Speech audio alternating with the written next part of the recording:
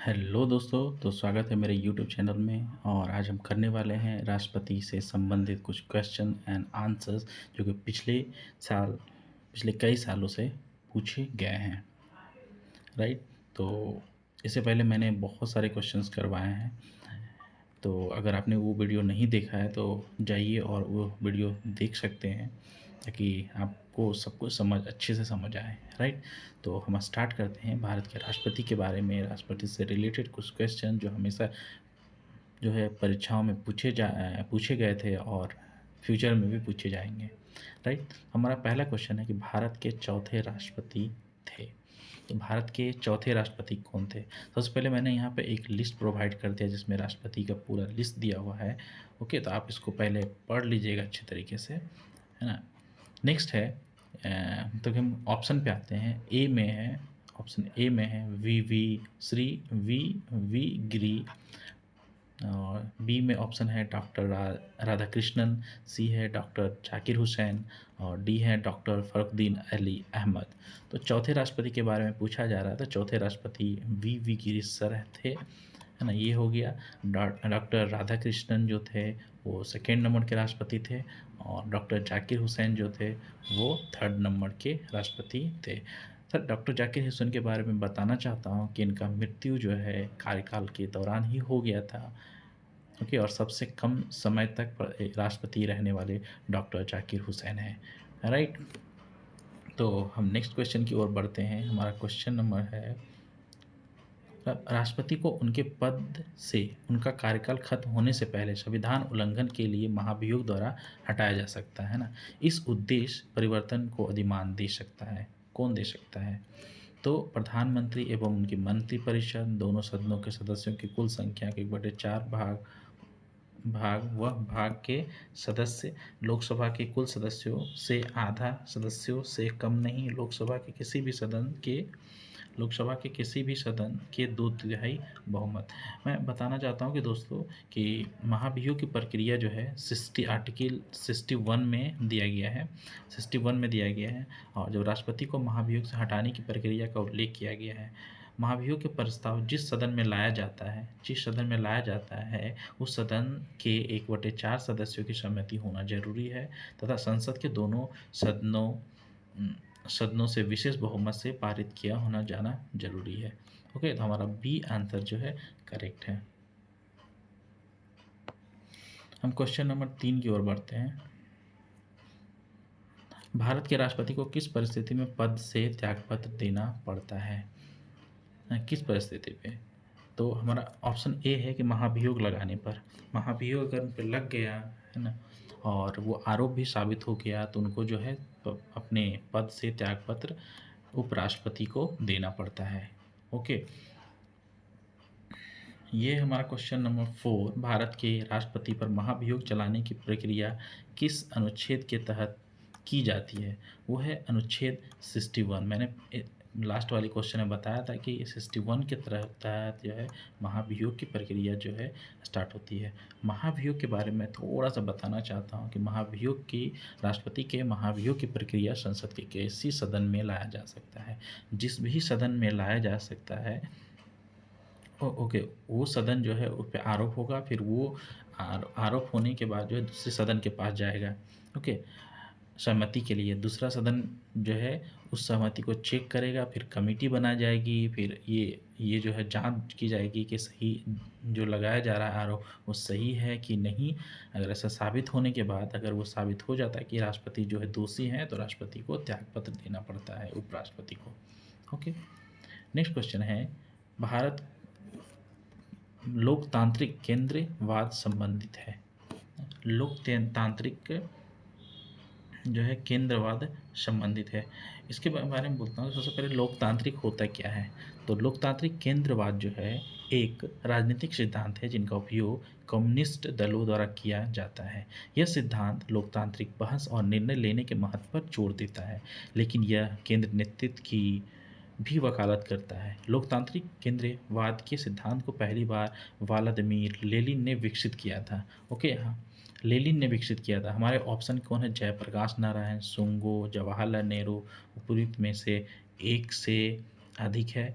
या फिर उपयुक्त में से कोई नहीं। तो हमारा आंसर क्या होगा, ये होगा ऑप्शन नंबर ई, राइट।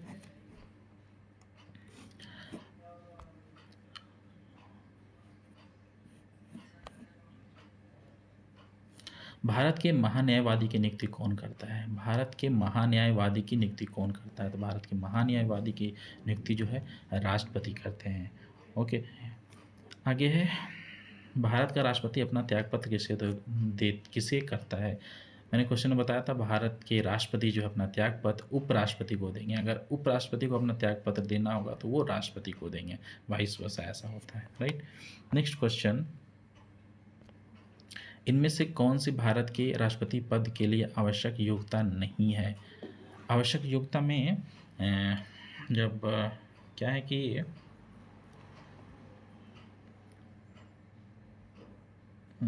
भारत के राष्ट्रपति के लिए अनिवार्य योग्यताएं जो है, सबसे पहले क्या भारत का नागरिक हो, ये तो है। वो उनका क्या है, फिर 35 वर्ष से अधिक हो उनकी आयु, है ना, उनकी आयु क्या हो, 35 वर्ष से अधिक हो। और तीसरा क्या बोलता है कि वो लोकसभा के सदस्य के लिए आहर्त हो ना, लोकसभा के सदस्य के लिए आहर्त मतलब उनके पास योग्यताएं हो कि वो लोकसभा का सदस्य बन सके, मतलब ये भी सही है। और फिर क्या वो संसद के किसी सदन का सदस्य हो, ऐसा नहीं होगा, वो उनको लोकसभा का सदस्य होना जरूरी होता है। हाँ, उपराष्ट्रपति के लिए राज्यसभा का सदस्य मतलब कि राज्यसभा के सदस्य होने की योग्यता होना जरूरी होता है ना। तो हमारा ऑप्शन क्या हो गया, मतलब कि क्या पूछा था कि राष्ट्रपति पद के लिए आवश्यक योग्यता नहीं है, तो ये हो गया आवश्यक योग्यता नहीं है, वो कौन सा हो गया, ये डी नंबर हो गया आंसर। ओके,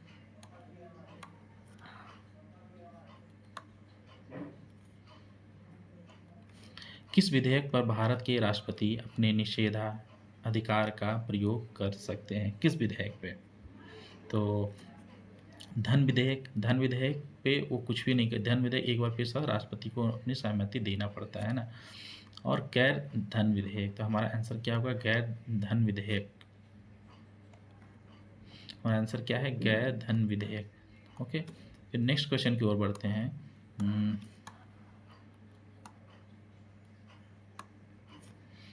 हमारा नेक्स्ट क्वेश्चन है, कौन सा भारत के राष्ट्रपति की क्षमादान शक्ति का सिद्धांत नहीं है? राष्ट्रपति के क्षमादान की शक्ति नहीं है। इस शक्ति का प्रयोग, पर मैं बताना चाहता हूँ कि ये क्षमादान की शक्ति, जब राष्ट्रपति किसी को क्षमा करते हैं, वो आर्टिकल कितना है, आर्टिकल 72 में बताया गया, अनुच्छेद 72 में बताएंगे। अनुच्छेद 72 में राष्ट्रपति के क्षमादान की शक्ति वर्णित है, लेकिन मौखिक सुनवाई का अधिकार नहीं है। मतलब अगर कोई मुंह से बोल रहा है कि राष्ट्रपति जी मुझे माफ़ कर दीजिए, है ना, मेरी फांसी की सज़ा को जो है कम कर दे, मतलब कि कम कर दीजिए, मतलब फांसी नहीं देके कोई और सजा कर दीजिए, वो कहाँ है, आर्टिकल 72 में दिया गया है। ओके, तो हम सीधा ऑप्शन की ओर बढ़ते हैं। इस शक्ति का प्रयोग राष्ट्रपति द्वारा केंद्रीय मंत्रिमंडल की सलाह पे किया जाता है, ये तो सही है। राष्ट्रपति पुनः परमाणु का परीक्षण करते हैं, मतलब जांच तो करेंगे। दया के लिए याचिका को राष्ट्रपति के समक्ष मौखिक सुनवाई का अधिकार है, ये मौखिक नहीं होना चाहिए, अगर लिखित होता तो शायद सही होता है। तो हमारा आंसर क्या होगा, क्वेश्चन के अनुसार से सी जो है करेक्ट आंसर है, राइट। नेक्स्ट है, निम्नलिखित में से कौन राष्ट्रपति के लिए चुनावी कॉलेज है लेकिन उसके महाभियोग के लिए मंच नहीं है? इसका मतलब क्या होता है, अनुच्छेद 54 के अनुसार, अनुच्छेद जब 54 पढ़ेंगे, अनुच्छेद 54 के अनुसार राष्ट्रपति के चुनाव के लिए जो होता है,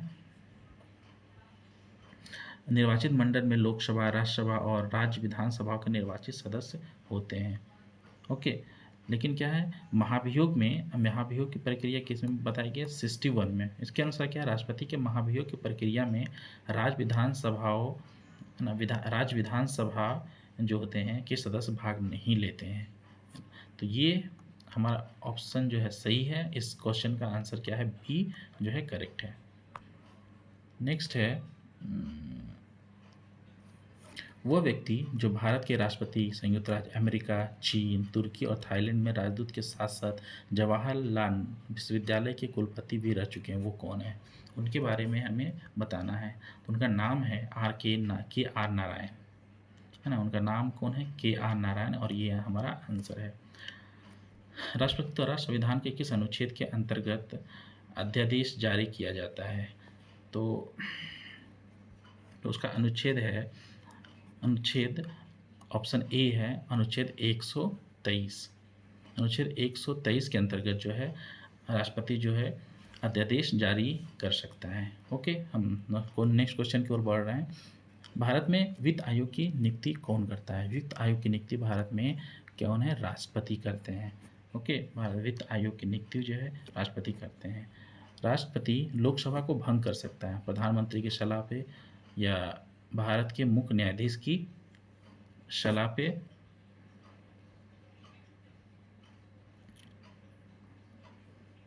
उपराष्ट्रपति की सलाह पे या लोकसभा की सिफारिश पे। तो हम कहते हैं कि लोकसभा भंग करने का अधिकार जो है राष्ट्रपति के है ना, राष्ट्रपति प्रधानमंत्री की सलाह पर अनुच्छेद 85 के तहत लोकसभा को भंग कर सकते हैं। ये क्या कहाँ दिया गया है? अनुच्छेद 85 में। अनुच्छेद 85 जब पढ़ेंगे तो ये बात दी गई है कि राष्ट्रपति जो है लोकसभा भंग जो है प्रधानमंत्री की सलाह पे करते हैं। लोकसभा की स्थापना कब हुई थी ये भी बता दीजिए। 17 अप्रैल 1952 को हुई थी। ओके, अब नेक्स्ट क्या है कि निम्न में राष्ट्रपति के कार्यकाल से संबंधित कौन सा क्रम सही है? मैंने जो लिस्ट बताया था उसके अनुसार जो है फखरुद्दीन, अली अहमद, ज्ञानी जैल सिंह, आर वेंकटरमन, डॉक्टर श्याम लाल शर्मा। हमारा डी आंसर जो है करेक्ट है। राइट, डी आंसर जो है करेक्ट है। किस प्रकार का वीटो का प्रयोग करता है ना? वीटो मतलब क्या होता है? किसी चीज़ को निषेध करना, है ना। तब निषेध करना मतलब मना करना, सीधे सीधे बोल सकते हैं। तो हमारे पास कुछ वीटो पावर राष्ट्रपति के पास होता है, ठीक ना। अनुच्छेद 111 है ना, अनुच्छेद 111 में बताया गया है कि यह संसद द्वारा पारित विधेयक पर राष्ट्रपति की वीटो शक्ति से संबंधित है ना। भारत के राष्ट्रपति को 3 प्रकार की वीटो शक्तियाँ प्राप्त होती है। एक है आत्यंतिक वीटो मतलब एब्सोल्यूट वीटो, निलंबनकारी वीटो और पॉकेट वीटो। आत्यंतिक वीटो, निलंबनकारी वीटो और पॉकेट वीटो। यहाँ पे विशिष्ट अधिकार का के बारे में कहीं भी उल्लेखित नहीं है। तो हमारा आंसर क्या होगा? आंसर ए जो है इसका करेक्ट आंसर होगा।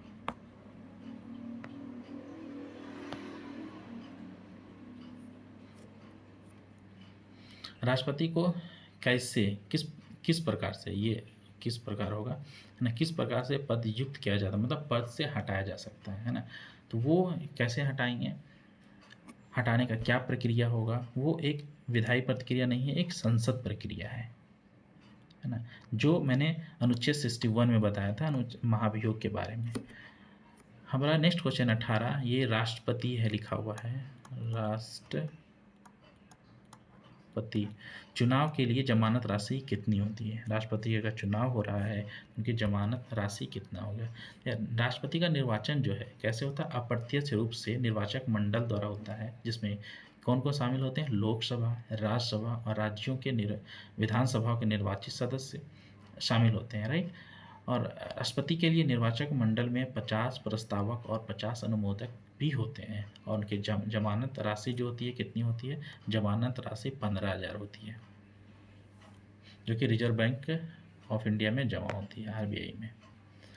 नेक्स्ट क्वेश्चन है, जब संवैधानिक संशोधन संविधान संशोधन का विधेयक आया था, विधेयक राष्ट्रपति के पास जाता है तो वह अपनी स्वीकृति को रोक कर रख सकता है ना, संसद के पास पुनः विचार के लिए भेज सकता है, 6 महीने से अधिक अवधि के लिए निलंबित नहीं कर सकता, अपनी स्वीकृति प्रदान करने के लिए क्या है? बाध्य है। तो इसमें क्या है, जिस प्रकार क्या होता है मनी बिल पे राष्ट्रपति कुछ भी नहीं कर सकते हैं, अपना स्वीकृति देना ही पड़ता है, उसी प्रकार जो है संवैधानिक संशोधन का बिल जब विधेयक आएगा तो उनको करना ही पड़ेगा। क्वेश्चन नंबर 21 की ओर बढ़ते हैं। क्या राष्ट्रपति एक मंत्री विशेष को हटा सकता है? तो हमारा ऑप्शन ए है नहीं, कभी नहीं। नहीं, हमारा ऑप्शन ए है नहीं, कभी नहीं, है ना। जबकि ऑप्शन बी है जबकि प्रधानमंत्री सलाह दें, है ना। जब भी प्रधानमंत्री सलाह दें तो किसी मंत्री परिषद को मंत्री विशेष को हटा सकते हैं। तो हमारा ऑप्शन क्या है? बी है। राइट, नेक्स्ट क्वेश्चन की ओर देखते हैं। संसद द्वारा पास किया हुआ विधेयक तभी एक कानून मतलब कानून बन पाता है जब उसे निम्नलिखित में से किसके पास किया हो। तो कब बनता है? जब वो राष्ट्रपति से अप्रूवल उन्हें मिल जाता है उस विधेयक को, तो विधेयक जो है कानून बन जाता है। यह भारत के राष्ट्रपति के चुनाव में हुए विवाद, अगर भारत में राष्ट्रपति के चुनाव में हुए विवाद का निर्णय कौन करता है? तो निर्णय करने का अधिकार जो है सिर्फ और सिर्फ सर्वोच्च न्यायालय के पास है। तो हमारा आंसर क्या होगा? बी होगा।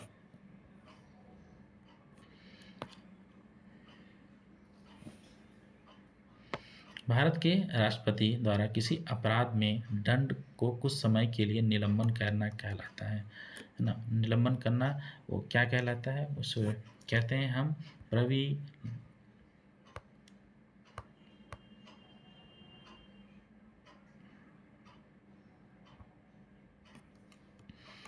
कहते हैं प्रविलंबन। राइट, हमारा डी ऑप्शन सही है। नेक्स्ट क्वेश्चन की ओर बढ़ते हैं। ऐसे कौन राष्ट्रपति बनने से पूर्व लोकसभा के अध्यक्ष रहे थे? हमारा ऑप्शन है ज्ञानी जैल सिंह, सीसी गिरी, नीलम संजीव रेड्डी या APJ अब्दुल कलाम। राइट,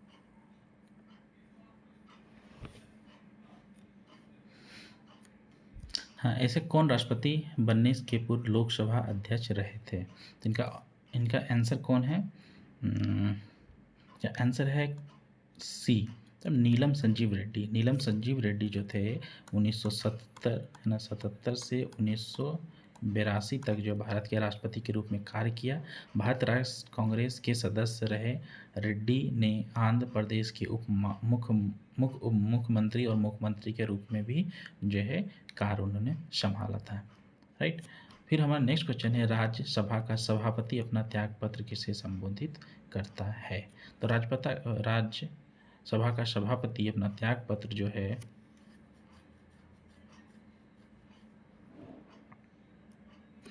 यहाँ पे हाँ, त्यागपत्र जो है राष्ट्रपति को संबोधित करता है ना। राज्यसभा का सभापति भारत के उपराष्ट्रपति होते हैं। आपको अगर पता होगा तो शायद, यदि उपराष्ट्रपति सभापति के सभापति पद से इस्तीफा देना चाहते हैं तो वे अपना त्यागपत्र किसको देंगे?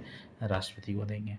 राइट, हमारा नेक्स्ट क्वेश्चन है कि संसद के दोनों सदनों तथा विधानसभाओं के सदस्यों के मतदान द्वारा किसका चुनाव किया जाता है?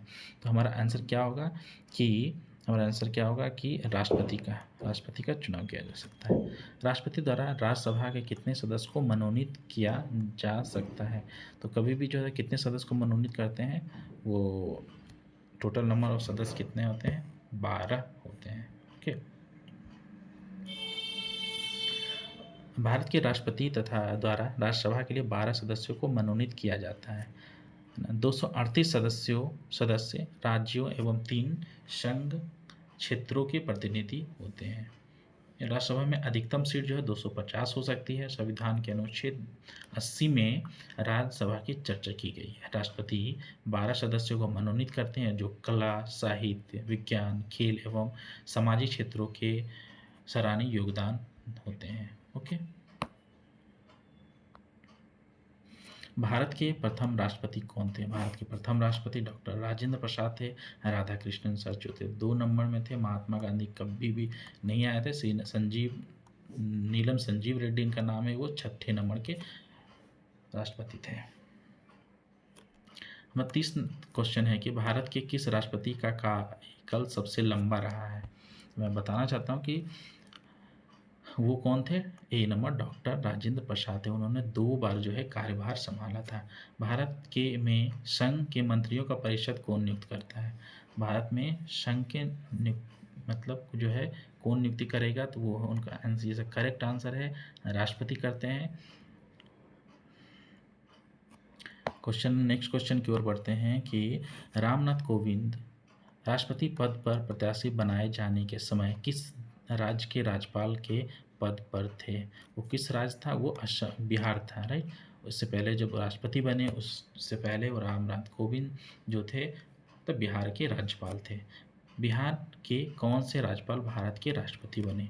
सेम क्वेश्चन है। रामनाथ कोविंद थे जो राज्यपाल थे, फिर उसके बाद में जो है राष्ट्रपति बन गए।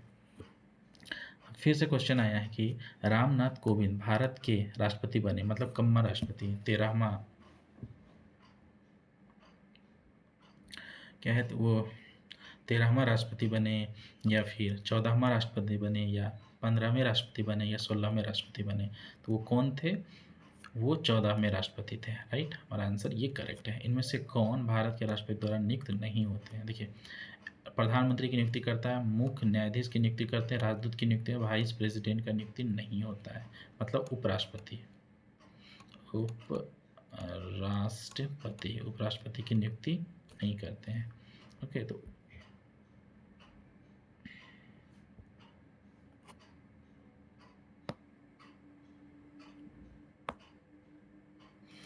36 नंबर क्वेश्चन है, भारत संविधान द्वारा के अनुसार, संविधान के अनुसार राज्य का कार्यकारी अध्यक्ष कौन होता है ना? राज्य का कार्यकारी अध्यक्ष कौन होता है? राज्य का कार्यकारी अध्यक्ष कभी भी होगा तो वो क्या होता है? राष्ट्रपति होते हैं। ओके, भारत का राष्ट्रपति होता है, वास्तविक शासक नहीं, वो संवैधानिक अध्यक्ष होता है। ओके, वो संवैधानिक अध्यक्ष होता है।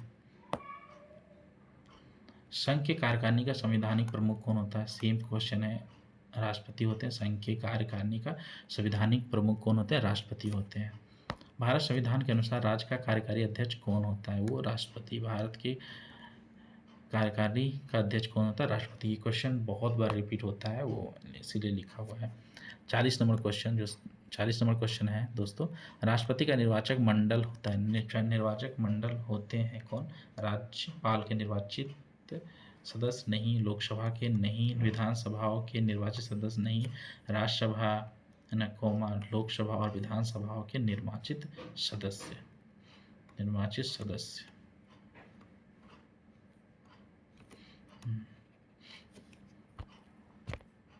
तो दोस्तों, अब यहाँ हमारा ये लास्ट क्वेश्चन था, हमने बहुत ही अच्छे से मैंने करने की कोशिश की है। अगर आपको मेरा वीडियो जो है पसंद आया है तो मेरे चैनल को लाइक एंड सब्सक्राइब करें।